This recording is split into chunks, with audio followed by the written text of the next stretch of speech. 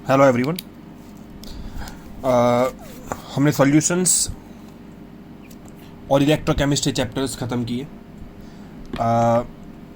अब ये organic chemistry पढ़ने से पहले एक बात बता देता हूँ कि आपके पास जीओसी का नॉलेज होना बहुत ज़रूरी है, क्योंकि अगर आपको पता नहीं होगा तो यहाँ पर आपको समझने में दिक्कतें आ सकती है।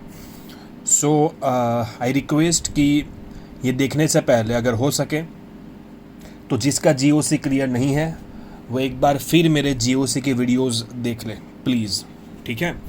क्योंकि ये पूरे 12th के जो चैप्टर्स हैं ऑर्गेनिक के वो सबके सब एप्लीकेशन बेस्ड हैं, ठीक है?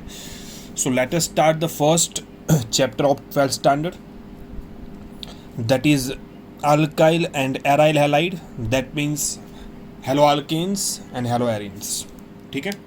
चलो सबसे पहले तो ये क्या है देख लेते हैं। हेलो अल्केन और hello arenes. Alkane alkyl part के साथ अटैच्ड हेलोजन और एरीन एराइल मतलब रिंग के साथ अटैच्ड हेलोजन, ठीक है? अल्काइल और एराइल हैलाइड या hello alkane and halo arenes. चलो सबसे पहला ये दो के बीच में डिफरेंशिएट कर लेते हैं। तो यहाँ पर जो हेलोजन है वो ऐसे कार्बन के साथ अटैच्ड है जो sp3 है, तो बॉन्ड ऑटोमेटिकली वीक हो जाता है, क्योंकि sp3 जो होता है उसकी बॉन्ड लेंथ ज़्यादा होती है, सो बॉन्ड वीक होगा। और यहाँ पर हेलोजन जो कार्बन के साथ है वो बेंजीन का कार्बन है, sp2 है, ठीक है? सो बॉन्ड कंपैरिजन में स्ट्रॉन्ग है। मोर ओवर यहाँ पर अगर आप देखो तो रेजोनेंस भी चलता है, क्योंकि ये प्लस एम ग्रुप है, ठीक है? चलो यहाँ पर रेजोनेंस नहीं हो रहा है अल्काइल में, यहाँ पर रेजोनेंस होता है, क्योंकि यहाँ पर सिर्फ -I चलेगा, इसलिए ज़्यादा पोलार है। यहाँ पर ज़्यादा नेगेटिव चार्ज होगा, यहाँ प्लस मतलब बॉन्ड पोलार है, ज़्यादा नेगेटिव चार्ज है। यहाँ पर भी -I तो चलेगा, लेकिन ये डोनेट भी करेगा बाई प्लस M, तो सीधी सी बात है क्लाउड डेंसिटी कम हो जाएगी। सो मोर पोलार लेस पोलार। क्योंकि Cl माइनस चार्ज ज़्यादा रखता है, सो Cl के माइनस के फॉर्म में जाने के चांसेस ज़्यादा है, और कोई न्यूक्लियोफाइल यहाँ पर अटैक करके प्लस के ऊपर इसको निकाल सकता है। तो ये ज़्यादा रिएक्टिव है और ये कम रिएक्टिव है, ठीक है? चलो थोड़ा और एक डिफ्रेंशिएट करके बता देता हूँ। ये डिफ्रेंशिएशन है विनाइल क्लोराइड विनाइल हैलाइड और एराइल हैलाइड। आपको एक कॉमन नेम का मतलब पता है। विनाइल हैलाइड मतलब हेलोजन विनाइलिक डबल बॉन्ड वाले कार्बन के साथ अटैच्ड है, और aryl this is allyl, by mistake aryl लिख दिया है, it is allyl. Allyl halide के अंदर हेलोजन जो है वो डबल बॉन्ड के बाजू वाला carbon, that means allylic carbon के साथ अटैच्ड, ठीक है? ये ऑलरेडी स्टेबल है, क्योंकि यहाँ पर रेजोनेंस चल रहा है। देख लो डबल सिंगल और यहाँ पर ये लोन पेयर, सो ये रेजोनेंस चल रहा है, जबकि यहाँ पर कोई रेजोनेंस नहीं होता है। समझ में आ गया?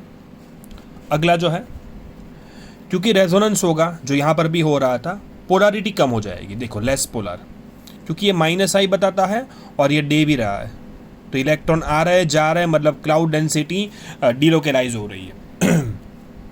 सिर्फ -I चलेगा, इसलिए ज़्यादा पोलार है, more polar. CX bond difficult to less polar, CX bond more polar, CX bond difficult to remove halogen, क्योंकि रेजोनेंस हो रहा है तो कंपाउंड स्टेबल हो जाता है। वैसे भी यहाँ पर पार्शियल डबल बॉन्ड कैरेक्टर है ड्यू टू रेजोनेंस, इसलिए हेलोजन को निकालना मुश्किल है। जबकि यहाँ पर प्योर सिंगल बॉन्ड है तो हेलोजन को निकालना बहुत आसान है, इजी टू रिमूव हेलोजन। ये इसलिए भी मुश्किल है कि अगर ये गलती से निकाल दिया आपने बहुत मेहनत करके, तो ये कार्बन के ऊपर प्लस चार्ज आएगा। And remember one thing, double bond वाले carbon that means vinylic carbocation बहुत अनस्टेबल होता है, क्योंकि इसकी नेगेटिविटी ज़्यादा होगी ड्यू टू sp2 हाइब्रिडाइजेशन।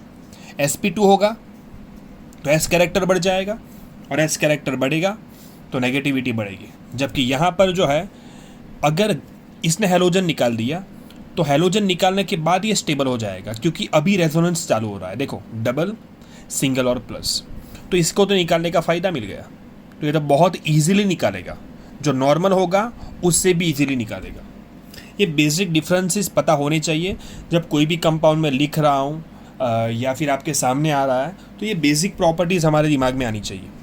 ठीक है, चलो अभी ये है ना, मैं रिक्वेस्ट करता हूँ कि अगर आप नोट लेके नहीं बैठे हो तो नोट आप ले लेना, क्योंकि मैं इसके नाम जो है आपको बताने वाला हूँ, जिसमें से मेजॉरिटी के नाम मैं लिखने नहीं वाला हूँ।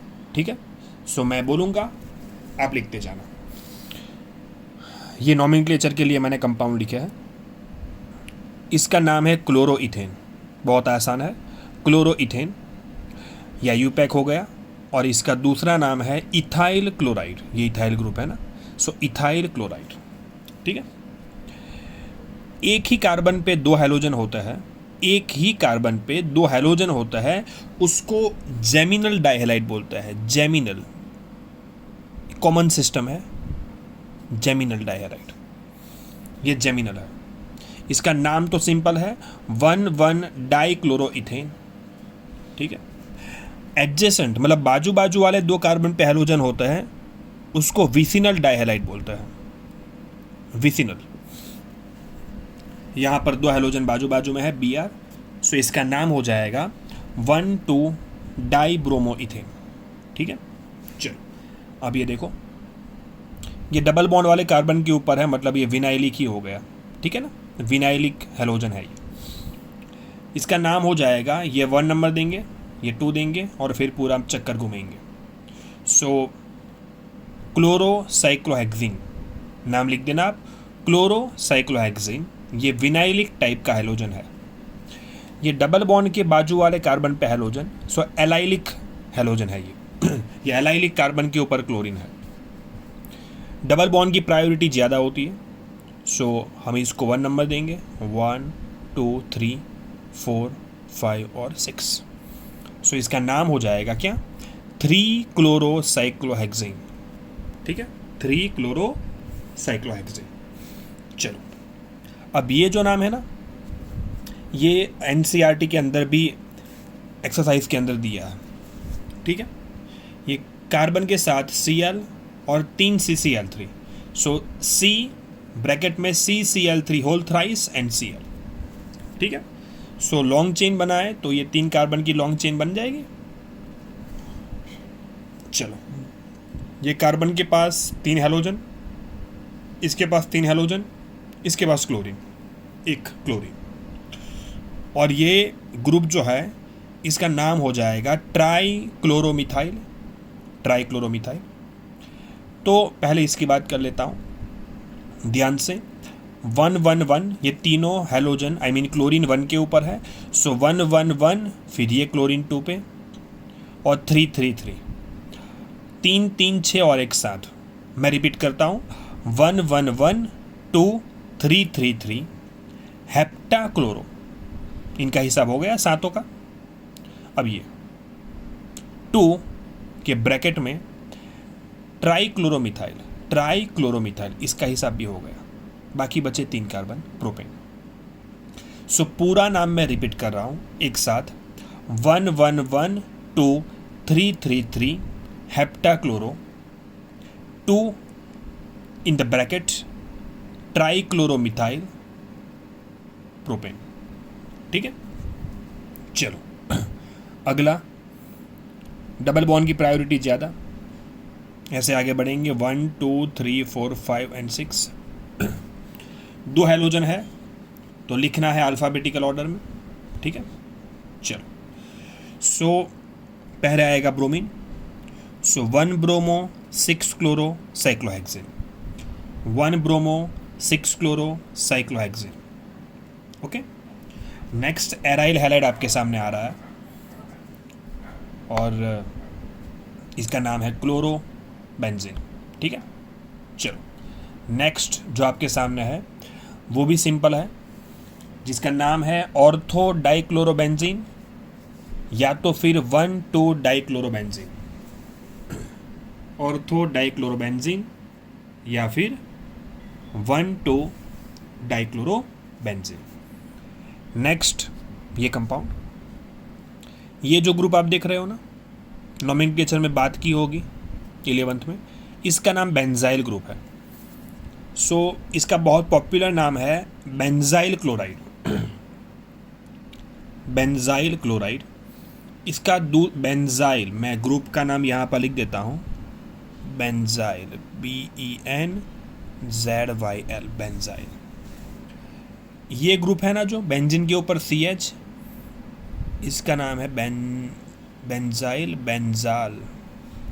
और ये जो ग्रुप है खाली C, इसको बोलेंगे बेंजो।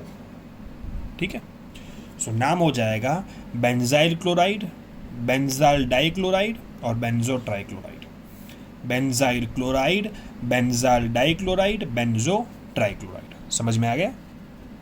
चलो, अब इसके दूसरे नाम अगर लिखना है तो क्लोरोमिथाइल, ये ग्रुप का नाम क्या हो जाएगा? क्लोरोमिथाइल बेंजीन, डाइक्लोरोमिथाइल बेंजीन, ट्राइक्लोरोमिथाइल बेंजीन, या यूपैक नेम हो जाएंगे। ठीक है, फिनाइल क्लोराइड ज़्यादा पॉपुलर, या क्लोरोमिथाइल बेंजीन, डाइक्लोरोमिथाइल बेंजीन, ट्राइक्लोरोमिथाइल बेंजीन। समझ में आ गया? चलो आगे बढ़ते हैं। अगला जो कंपाउंड आपके सामने है CHCl3। नाम बड़ा सिंपल है, ट्राइक्लोरोमीथेन, लेकिन इसका कॉमन नेम बहुत ज़्यादा पॉपुलर, इसका नाम है chloroform. CHCl3 chloroform, CHBr3 bromoform, CHI3 iodoform, और साइनाइड जो होता है ना वो भी स्यूडो हैलाइड है, जो हैलाइड मतलब 17 ग्रुप में हम पढ़ेंगे। ठीक है, CN- को हैलोजन बोलेंगे, स्यूडो हैलाइड। तो क्लोरोफॉर्म, ब्रोमोफॉर्म, आयोडोफॉर्म और 3 Cl की जगह पे 3 साइनाइड है तो उसको साइनोफॉर्म बोला जाता है। इन शॉर्ट ये कॉमनली हम बोल सकते हैं हेलोफॉर्म, अगर CHX3 कोई भी हैलोजन होगा तो। Got it? इंपॉर्टेंट। चलो नेक्स्ट है 1122 टेट्राक्लोरोइथेन। बहुत सिंपल, लेकिन मैंने लिखा है इसके कॉमन नेम के लिए। इसका कॉमन नेम है Westron. Please note down, Westron. ठीक है, और इसका भी कॉमन नेम बड़ा पॉपुलर, 112 ट्राइक्लोरोइथीन। इसका नाम है वेस्ट्रोसॉल। ठीक है, वेस्ट्रॉन और वेस्ट्रोसॉल पूछते हैं कई बार। आई थिंक इंट्रोडक्शन पार्ट समझ में आ गया होगा। अगर ना समझ में आए तो एक बार रिपीट कर लेना, मुझे पूछना, क्योंकि इसके बाद का वीडियो जो आएगा वो प्योरली नोमेनक्लेचर के बाद का पार्ट जो है preparations of alkyl and aryl halide के बेस के ऊपर होगा। ठीक है, चलो थैंक यू।